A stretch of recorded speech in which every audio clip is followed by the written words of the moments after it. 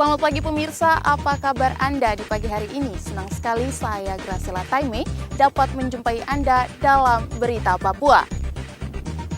Sejumlah informasi menarik dan teraktual telah berhasil dirangkum tim redaksi kami. Berikut 3 berita utama hari ini. Tak terima rekannya dianiaya, warga Jalan Sudirman, Kota Sorong, blokade jalan utama. Mencegah penimbunan, Kapolda Papua inspeksi mendadak ke pabrik tabung oksigen di Kabupaten Kerom. Puluhan tenaga kesehatan di Merauke terpapar COVID-19, pelayanan pasien di rumah sakit dan puskesmas terganggu.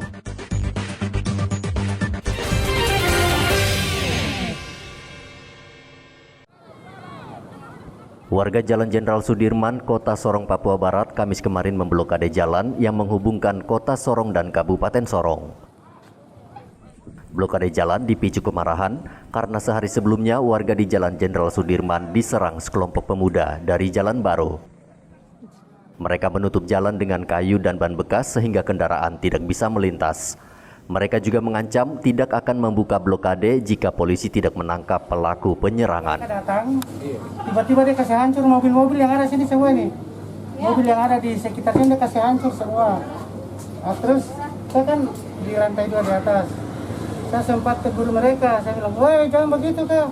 Mereka lempari saya dengan batu ke atas di lantai 2. Nah, terus saya turun, mereka sudah bongkar ini, saya punya kios punya ini yang pintu kayu itu dia sebongkar, ada sekitar 10 orang, jadi mereka bongkar langsung.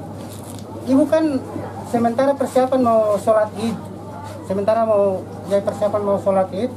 tiba-tiba mereka bongkar itu langsung. Ibu kan takut, jadi dia pertahankan, ada pintu pagar besi itu, dipertahankan pintu besi begini.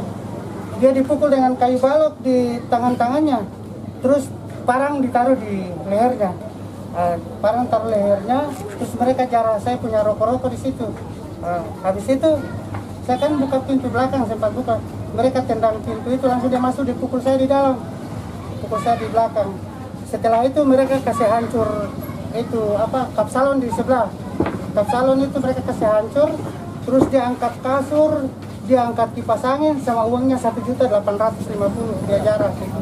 Setelah itu dia ke belakang lagi kasih hancur yang di belakang-belakangnya. Dari tuntutan warga mintanya tersebut itu untuk ditindaklanjuti proses secara hukum. Kami berusaha koordinasi kepada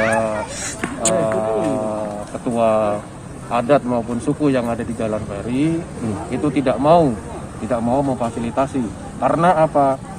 Anak-anak muda itu udah sering berkali-kali selalu membuat onar. Jadi orang tua di sana tidak mau memfasilitasi. Untuk korban dari pihak sini ada yang luka, jahitan sekitar 8, 1 orang. Kalau untuk materi ada sekitar 5 kendaraan yang rusak. Ya. Diduga pelakunya ada sekitar 8. Nanti kita kembangkan lagi. Tapi identitas pelaku sudah dikantongi? Identitas pelaku sudah kami kantongin semuanya. Sampai saat ini mereka belum ditahan? Masih di sebagian ada yang sudah, sebagian masih kita dalamin lagi. Apa berbuat apa? Blokade yang berlangsung selama 3 jam akhirnya memancing kembali kemarahan warga kompleks Jalan Baru sehingga akhirnya bentrokan kembali terjadi. Mereka saling serang dengan melempar batu dan botol. Polisi akhirnya menembakkan gas air mata untuk melerai kedua kelompok warga yang bertikai ini. Situasi saat ini sudah berangsur aman, namun polisi masih berjaga di lokasi agar pertikaian tidak berlanjut. Dari Kota Sorong, Papua Barat, Sadrak Wanggai melaporkan.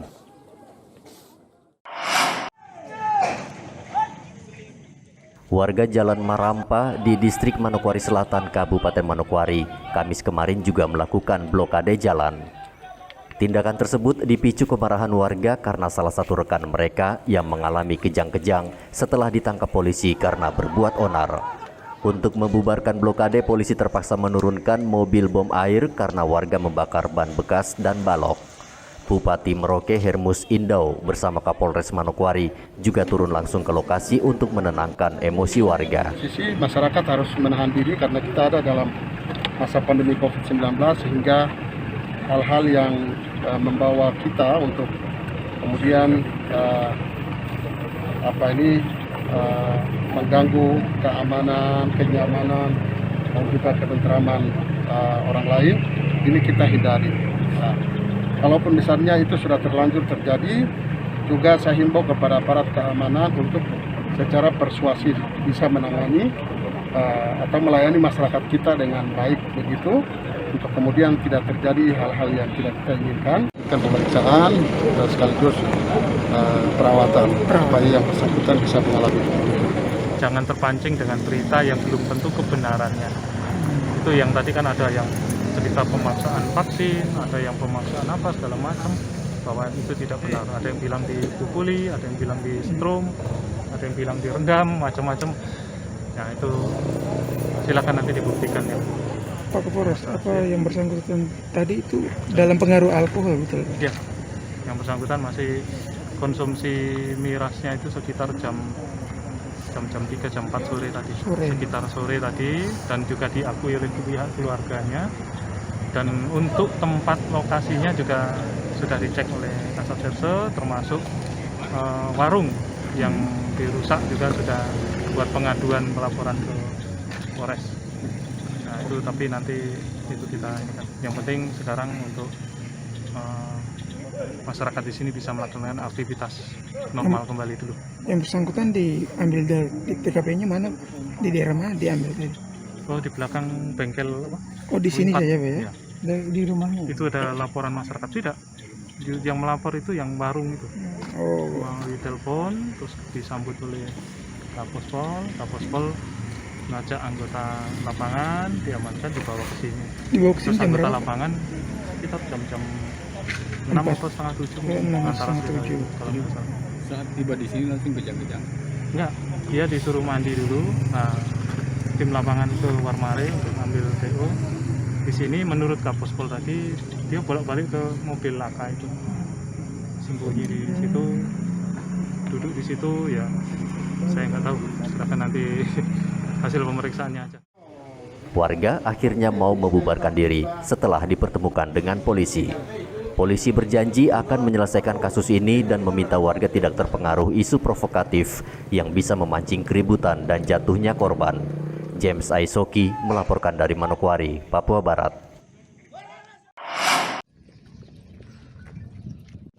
Polisi membekuk 4 perampok uang nasabah di Jalan Esausah, Manokwari, Juni lalu. Keempat tersangka ditangkap di Jalan Wosi, Manokwari, Kamis kemarin. Pelaku menggasak uang 363 juta milik Krisyanto yang baru keluar dari bank. Pelaku mengaku uang hasil rampokan tersebut sudah habis, hanya tersisa 7,5 juta rupiah. Polisi juga menyita 7 ponsel dari tangan tersangka. Para tersangka ini merupakan residivis yang spesialis merampok nasabah bank. Mereka sebelumnya pernah ditangkap di Kota Jayapura. Pada intinya yang pertama polisi sudah bisa menangkap, itu sudah pada intinya, dan itu ucapan terima kasih. Sebenarnya saya sudah kepada titik bahwa hasil kepada pencurian itu 363 juta itu kan mereka yang menikmati sebenarnya. Oke, betul, kasus pidananya berjalan, tetapi ada satu ruang juga di mana uang tersebut bukan milik saya secara pribadi, itu haknya pegawai banyak. Nah itu yang menjadi titik tekan saya juga di situ sebenarnya, bahwa paling tidak ada pengembalian yang dilakukan oleh para tersangka atau para pelaku. Karena sampai dengan hari ini uang tersebut merupakan tanggung jawab saya secara pribadi. Nah itu yang jadi masalah seperti itu. Kami menangkap ya, dan sudah melakukan pemeriksaan terhadap 4 tersangka dengan lengkap sesuai dengan peran masing-masing. Untuk tersangka yang satu inisial A, dia berperan sebagai orang yang memberi gambar mulai dari bank sampai korban itu menjadi korban. Kemudian ada juga sebagai eksekutornya S, inisial S, yang bertindak mengambil uang korban pada saat korban lengah. Kemudian yang 2 pelaku lainnya berperan sebagai pengawas dan sebagai yang mengalihkan anak korban, yang kebetulan satu mobil dengan korban. Jadi pada saat kejadian itu korban itu meninggalkan mobil, pada saat hendak ke toko handphone, tinggal anaknya di dalam mobil. Salah satu pelaku itulah yang bertugas untuk mengalihkan si anak korban ini seolah ban itu kempes. Kemudian si eksekutor mengambil uang pada saat korban lengah. Para tersangka saat ini berada di sel Polda Papua Barat. Mereka diancam hukuman maksimal penjara 7 tahun. James Aisoki melaporkan dari Manokwari, Papua Barat. Sejumlah pihak meminta agar rencana lockdown selama sebulan tidak diterapkan di semua sektor kehidupan. Pemprov Papua diminta lebih luas menerapkan lockdown bagi sektor transportasi udara yang vital bagi kepentingan umum. Kadinkes Merauke Dr. Neville Muskita berharap pemberlakuan lockdown tidak kaku sehingga menyusahkan rakyat banyak. Sendiri seperti apa rencana ini, Dok? Ya, itu bukan kewenangan saya, itu kewenangan gubernur kan begitu untuk memutuskan. Tapi kalau saya diminta pendapat misalnya itu, ya saya dipersiapkan dulu dengan baik gitu. Contohnya misalnya gini, kita mau di lockdown 1 bulan misalnya. Ketika lockdown 1 bulan, ya kebutuhan untuk obat-obatan, oksigen, ventilator, atau alat-alat kesehatan dan obat-obatan dan bahan habis pakai dan lain-lain misalnya untuk kebutuhan pelayanan kepada pasien, dijamin tidak selama 1 bulan itu cukup. Kemudian lockdownnya seperti apa? Lockdown seluruhan atau yang kebutuhan-kebutuhan esensial itu masih bisa gitu, seperti tadi. Ya, mungkin penerbangan Auri bisa ya dari Hercules bisa mendukung. Kemudian terkait dengan kebutuhan pokok masyarakat selama 1 bulan. Ya mungkin ada pengecualian mungkin nanti untuk kargo atau distribusi pangan dengan ini mungkin masih tetap jalan. Nah, nanti kita lihat saja keputusannya seperti apa. Tetapi pasti yang seperti itu artinya tidak di lockdown secara keseluruhan. Lockdown yang dimaksud mungkin cuma untuk yang pergerakan manusia atau orang untuk penumpang. Tapi secara umum dokter setuju artinya untuk mengantisipasi lonjakan manusia masuk ke Papua itu, Dok?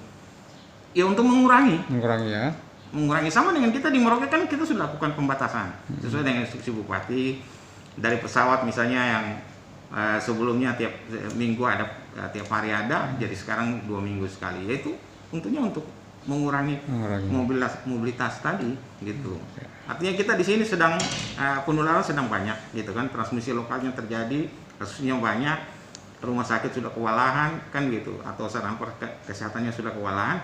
Nah, kalau ini tidak dikurangi, masuk terus yang datang misalnya membawa COVID lagi kan tambah banyak, kita malah tambah kewalahan. Kan itu saja sebenarnya. Rencana pemberlakuan lockdown atau penutupan akses bandara dan pelabuhan akan dilakukan gubernur karena COVID-19 dengan varian Delta telah masuk ke Papua. Varian ini dianggap sebagai penyebab tingginya kasus COVID-19.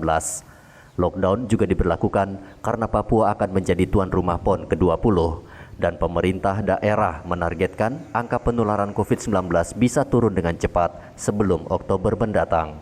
Muhammad Ridwan melaporkan dari Merauke, Papua. Saat ini stok tabung oksigen di kota Jayapura menipis.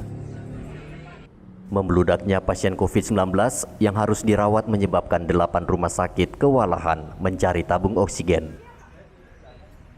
Sejumlah tempat atau agen mengaku kehabisan stok sehingga kondisinya sangat mengkhawatirkan. Kapolda Papua Kamis kemarin memantau langsung 2 distributor tabung oksigen di Kabupaten Kerom, yakni CV Huyele dan PT Indogas Papua. Kapolda ingin memastikan pasokan oksigen untuk 8 rumah sakit rujukan COVID-19 di Kabupaten dan Kota Jayapura aman. Cukup tersedia. Namun yang pertama ini kan masalah sekarang kan dengan meningkatnya penggunaan oksigen dari para pasien, sehingga yang tadinya dari masing-masing titik ini ada di Entrop maupun di sini itu mampu mensuplai, tetapi dengan meningkatnya pasien, dia yang hari-harinya rata-rata 200 dan permintaan 500, sehingga ini over kapasitas. Sehingga memang kita perlu duduk sama-sama dengan seluruh rumah sakit dan juga nanti dari Satgas gugus COVID supaya kita ngatur bisa terdistribusikan semua dengan baik, khususnya di Jayapura, Kerom, dan kota. sehingga kita berharap tidak ada terjadi lagi kekurangan oksigen sehingga mengakibatkan nanti pasien bisa meninggal. Polda juga mengerahkan sejumlah anggota ke perusahaan yang memproduksi oksigen di wilayah Jayapura. Hal ini untuk mengantisipasi pihak lain yang bukan dari rumah sakit membeli tabung oksigen untuk keperluan pribadi. Tabung oksigen sangat dibutuhkan pasien COVID-19 yang mengalami gejala sesak nafas berat. Hendra melaporkan dari kota Jayapura, Papua. Kembali tenaga kesehatan di Merauke terpapar COVID-19. 80 tenaga kesehatan tersebut berasal dari RSUD dan sejumlah puskesmas. Saat ini mereka tengah menjalani isolasi mandiri. Kepala Dinas Kesehatan Merauke Dr. Neville Muskita mengatakan seluruh nakes saat ini kondisinya baik karena mereka sudah divaksin. Setelah menjalani isolasi mandiri selama 14 hari, mereka bisa langsung bertugas. Hanya saja pelayanan di sejumlah rumah sakit dan puskesmas menjadi terhambat. Yang saya dengar kemarin kan sekitar berapa? 80 ya? 80 atau nanti tinggal konfirmasi sama Ibu Direktur. Nah kalau 80 itu berarti pelayanan tetap berjalan Pak Dok? Masih bisa. Masih bisa ya? Tinggal dikonversi aja kan kalau tenaga di rumah sakit kan ada perawat dan bidan, saya pikir lebih dari 500 bisa. Dok, 80 itu rumah sakit semua apa tergabung dengan yang lain puskesmas Dok? Nah 80 mungkin rumah sakit aja. Rumah sakit saja ya? Berarti lebih 100 ya Dok dengan... Kalau tambah puskesmas ya? Iya. Oke. Saat ini tenaga kesehatan dan dokter merupakan profesi yang beresiko dan paling berbahaya. Persatuan Perawat Nasional Indonesia mencatat sejak Mei hingga Juni 2021 lebih dari 300 tenaga kesehatan terpapar COVID-19. Dari jumlah tersebut 23 diantaranya meninggal dunia. Muhammad Ridwan melaporkan dari Merauke, Papua. Keinginan para siswa SMP Negeri 1 Merauke agar bisa belajar bersama di sekolah tampaknya harus ditunda. Hal ini disebabkan proses belajar mengajar dengan tatap muka belum dapat dilakukan karena meningkatnya penyebaran COVID-19 di Merauke. Rencananya proses belajar mengajar dimulai setelah PPKM Mikro berakhir pada akhir Agustus nanti. Dan bila terlaksana, seluruh anak wajib divaksin sebelum masuk sekolah. Meski demikian, sekolah hingga saat ini masih membuka penerimaan siswa baru. Khusus di SMP Negeri 1 Merauke, pembelajaran belum dimulai, namun tahun ajaran sudah dimulai. Ini berhubung karena kondisi situasi kita yang masih pandemi. Jadi kemarin kami ada rapat koordinasi dengan dinas bahwa tahun ajaran itu dimulai tanggal 15 Juli. Ya. Namun masih banyak persiapan yang kita lakukan. Ini kan baru penerimaan tahun ajaran baru. Jadi kami khususnya SMP 1 setelah penerimaan murid baru berarti ada jadwal yang berkaitan dengan MPLS. Iya. MPLS rencana kami nanti hari Senin 3 hari. Kemudian nanti baru berikutnya kita masuk ke pembelajaran tahun ajaran baru. Khusus untuk murid baru ini sudah diberikan materi pelajaran Bu? Belum? Karena kita belum memulai baik itu 78 rencana kita habis MPLS nanti baru mulai pembelajaran. Tapi kalau untuk kelas yang di atasnya sudah masih berjalan ya? Yang kelas 8 juga belum, baru persiapan kami karena baru mendata kembali, baru mendata mereka kembali, nanti semua secara serempak nanti akan kita lakukan bersamaan. Jadi wali-wali kelas-kelas 8 itu nanti melalui daring yang mereka menyapa kelasnya, mempersiapkan bahwa di tahun ajaran baru ini hal-hal apa yang perlu kita lakukan yang berkaitan dengan tetap situasi kita yang masih pandemi. Sudah berapa lama Bu proses belajar untuk kelas 8 dan 9 ini belum berjalan ini? Belum berjalan. Ya, kalau kita lihat kemarin kita disampaikan tanggal 15 mengawali tahun pelajaran tapi belum efektif. Data Satgas COVID-19 terakhir menunjukkan angka penularan saat ini masih tinggi. SMP Negeri 1 akan mengantisipasi jika masih tidak memungkinkan, metode belajar secara daring akan kembali dilanjutkan. Namun semua bergantung dari hasil kesepakatan orang tua murid dan Satgas COVID-19 Merauke. Muhammad Ridwan melaporkan dari Merauke, Papua.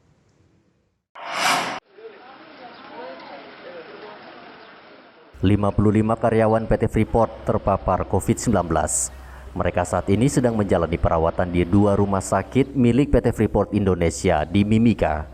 Dari jumlah tersebut, 11 orang dirawat di Rumah Sakit Kuala Kencana, sementara 44 karyawan lainnya di Rumah Sakit Tembagapura.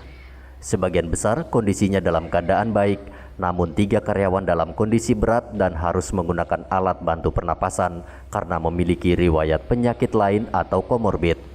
Perwakilan PT Freeport, Joni Lingga, mengatakan dalam sebulan perusahaan sudah kehilangan 5 karyawan karena terpapar COVID-19. Ada yang dirawat di Rumah Sakit Tembagapura ada 44 orang, di Klinik Kuala Kencana 11 orang. Nah, yang di Tembagapura yang dirawat ini ada yang 3 yang kritis. Ketersediaan oksigen kami juga menipis, tetapi kami sedang berusaha untuk mendatangkan lagi stoknya. Dan juga Freeport sedang merubah satu pabrik oksigen yang selama ini untuk industri untuk bisa dipakai oksigen untuk medis. Itu sudah berhasil, nanti sudah tolak permintaan itu karena kita memang tidak ada mau dibantu pakai apa, karena kami juga butuh stok oksigen, kami juga berkurang dan Pemda mengerti akan hal itu. Pak Kepala Dinas Kesehatan dan juga dari Rumah Sakit RSNM juga meminta kita tidak bisa bantu karena sama-sama kita mengandalkan pasokan itu dari Jawa semua, tidak ada. Makanya ya kami bertanggung jawab untuk menjaga perawat karyawan kami juga. Tapi kalau memang kami bisa bantu, intinya sebelumnya kita bantu ada 50. Kemarin kita serahkan ada 20 oksigen konsentrator, 10 ke RSUD, 10 ke RSNM. Itu udah cukup membantu. Kita inisiatif itu, membeli 10 untuk kami, 10 RSUD, 10 untuk RSNM. Satu bulan ini bertambah 5 yang ya, padahal terakhir itu September tahun lalu ya. Bulan ini bertambah 5, baru jam 10 tadi juga ada satu lagi. COVID? Ya, COVID. 5 yang bertambah 5. Dan rata-rata semuanya mempunyai komorbid. Untuk mencegah penyebaran COVID-19 di pertambangan, manajemen gencar melakukan vaksinasi bagi karyawannya. Saat ini sudah ada 11.000 karyawan yang sudah divaksin, sementara jumlah karyawan yang bekerja di tambang berkisar 35.000 orang. Dari Mimika, Papua, Igobat Momolin melaporkan.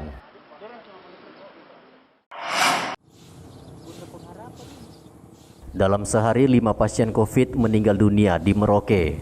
Angka kematian harian ini merupakan yang tertinggi sepanjang pandemi COVID-19 terjadi di Merauke. Ini juga menjadi pertanda penyebaran COVID-19 sudah sangat mengkhawatirkan. Kelima pasien positif COVID-19 yang meninggal adalah lansia. Mereka rata-rata dirawat selama sepekan di rumah sakit dengan keluhan sesak napas yang berat. 4 pasien dilaporkan meninggal di rumah sakit dan 1 lagi meninggal dunia di rumah. Meninggal pasien COVID ini dok, mereka semua rata-rata umur berapa tahun dok? Yang 3 orang di atas 60 tahun. Iya, ada yang 50, kemudian ada yang 40. Mereka sempat dirawat berapa lama dok untuk semuanya? Yang 4 orang sempat dirawat, kemudian yang 1 orang meninggal di rumah. Meninggal di rumah ya. Itu kapan dok kemarin? Kemarin, jadi meninggal di rumah jam 6 pagi, kemudian keluarga karena dia rapid antigennya positif dan riwayat kontak dengan keluarga yang terkonfirmasi positif. Kemudian meninggal di rumah. Saya menelpon teman-teman dari puskesmas untuk hisap jenazah, hasilnya positif. Positif. Dok, dari 5 ini ada yang masuk dalam varian Delta dok? Ya nggak bisa, tahu. Untuk mendeteksi varian Delta kan kita harus kirim ke Litbang, nggak bisa diperiksa di sini. Sejak Januari 2021, jumlah pasien COVID-19 yang meninggal dunia akibat tertular COVID-19 di Merauke mencapai 101 orang. Kendati PPKM Mikro tengah diberlakukan di Merauke, jumlah kasus COVID-19 belum juga menurun, bahkan terus meningkat. Warga diminta tetap mematuhi instruksi Bupati untuk berada di rumah. Muhammad Ridwan melaporkan dari Merauke, Papua. Pemirsa, informasi tadi sekaligus mengakhiri jumpa kita dalam Berita Papua. Saya Graciela Taime, mewakili tim kerabat kerja yang bertugas menyampaikan terima kasih, selamat beraktivitas, sampai jumpa. Wanyambe.